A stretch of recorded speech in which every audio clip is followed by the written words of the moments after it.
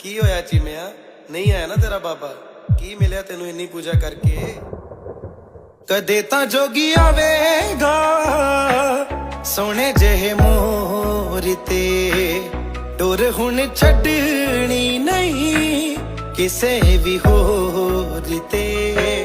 ਆਪਣੇ ਵੀ ਛੱਡ ਗਏ ਕੋਈ ਵੀ ਨਾਲ ਖੜਦਾ ਨਹੀਂ, ਕਿਉਂ ਦੱਸ ਬਾਬਾ ਆ ਕੇ ਮੇਰਾ ਤੂੰ ਵੀ ਹੱਥ ਫੜਦਾ ਨਹੀਂ। ਦੱਸ ਬਾਬਾ ਆਵੇਂਗਾ ਕਿ ਦਹੀ ਰਵਾਵੇਂਗਾ, ਤਰਲੇ ਮੈਂ ਪਾਵਾਂ ਤੇਰੇ ਵੇਖ ਹੱਥ ਜੋੜ ਕੇ। ਕਦੇ ਤਾਂ ਜੋਗੀ ਆਵੇਗਾ ਸੋਹਣੇ ਜਿਹੇ ਮੋਰ ਤੇ, ਡੋਰ ਹੁਣ ਛੱਡਣੀ ਨਹੀਂ ਕਿਸੇ ਵੀ ਹੋਰ